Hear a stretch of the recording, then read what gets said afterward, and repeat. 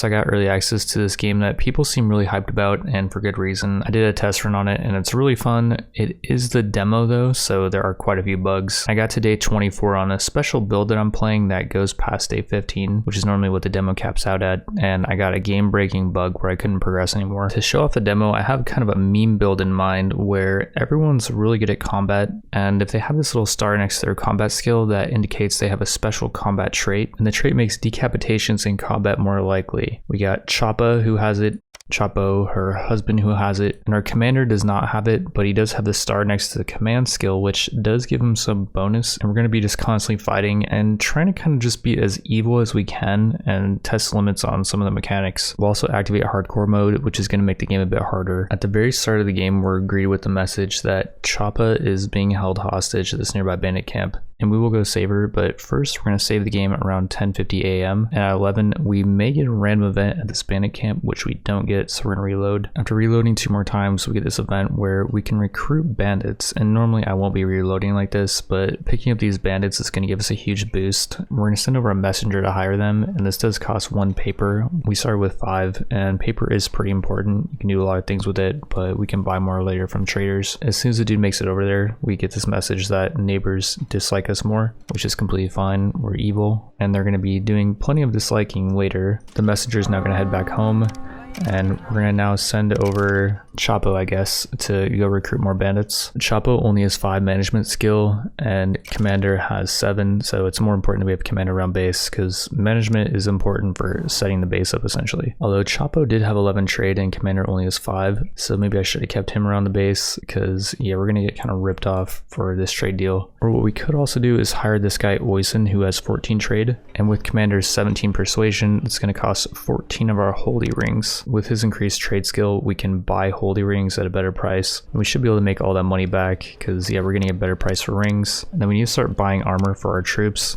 We'll get light armor plus quite a few shields, paper, which is really important. And then nectar is pretty cool. It boosts people's productivity. We'll buy quite a bit of that. Then finally we'll buy a couple swords, which are much better than the other weapons because they give defense. Unfortunately, this guy Oisin goes over and grabs the sword immediately, despite the fact that I restricted him from wielding weapons. I hope he'll put his sword back because we're not gonna have him go fight. It's just a waste being on him. Chapo made it back, and we're gonna start forming the army that's gonna go rescue the queen. And we're gonna put all the bandits we just picked up in the army and all their weapons and stuff, except we're not gonna bring our really good chest piece. I want to give that over to Choppa when we do bring her home. Our army's on the world map now, and they're going to be heading over to save the queen. At the very start of the game, we're the vassal of Dust Valley, and being a vassal, there's a lot of things we can't do, so we're immediately going to withdraw from being their vassal, and we're going to send over a messenger to take care of that. And we probably could have done that a little bit earlier, although the stronger our army is, the less chance they get really upset and send over an army to attack us, and they might even be our first attack target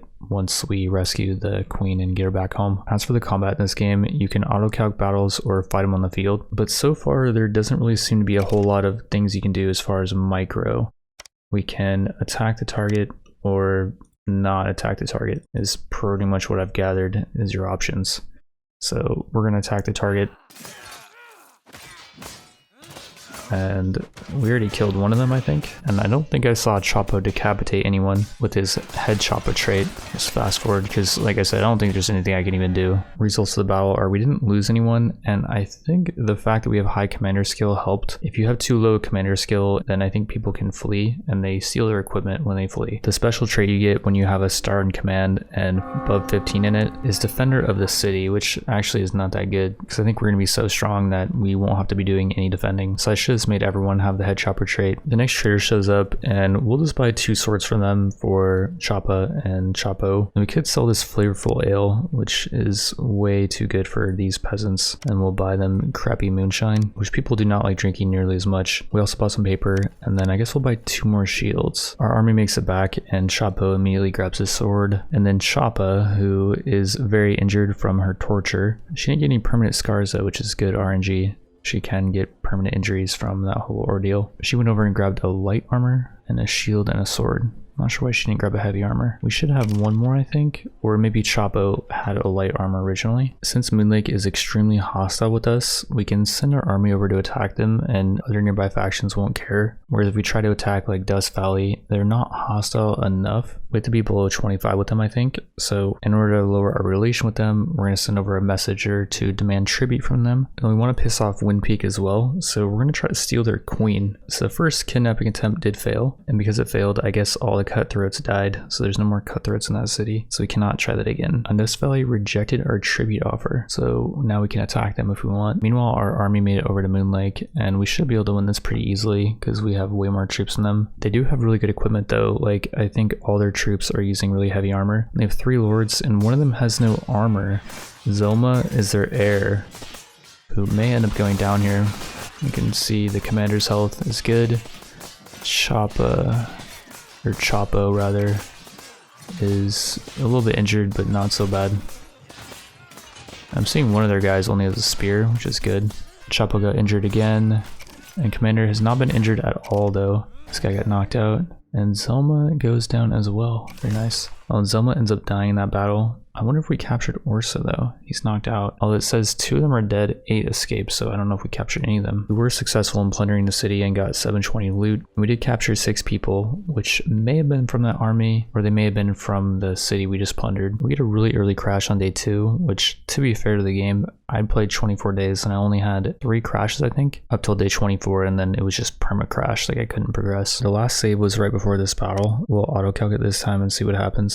And we didn't kill any of them this time. 5 escaped and none of us died. I'd say that's better probably. We got 720 loot and 7 slaves. The army makes it back home and Chapo and Chapa are now enjoying each other's company. This is good because they're king and queen, but it's also not good because, yeah, she got pregnant off of that. She has high fertility, and so she's supposedly having a baby in 24 hours, which seems pretty quick, but every in-game day is like a year basically, as far as when it comes to people's aging. She's going to be kind of out of it for a bit, which is a bit of a shame because somehow she's up to 21 combat, 22 command, so she would be our best commander by far. Commander himself only has 17 command, and he did not get any XP for leading that army. We sent out messengers to offer Dust Valley and Wind Peak to become our vassal, and they both refused, which I think is very strange. But I was in the process of forming the army, so maybe they didn't recognize that we had any army at the base. And you can see our value of our army is only 751 because the army was being formed. That being said, we have 3 days to attack either of them, or we're going to be declared a coward and the game actually crashes permanently. At least that's what it did on day 24 of a previous run. So we're now going to send out the army to attack Dust Valley first. And one cool thing I noticed as we were forming the army is we did steal some really good gear sets from those battles we did earlier. We sent out a messenger to capture a lord at Moon Lake and Stardale, and the one at Moon Lake succeeded at, I think it was a 40% chance, and we're about to find out if the one at Stardale was successful. So it turns out that abduction was successful as well. And then over at Starstream we abducted another lord. So we got 2 more coming back, and then 1 is already back at our base, and we'll check out what's up with him in a second. First, our army is actually going to head to Wind Peak because they're sending an army to loot our village, and I think if we pass by them we will intercept them. Yeah, okay, cool. We will fight this on the field just for a nice visual thing as to, you know, what we're going up against.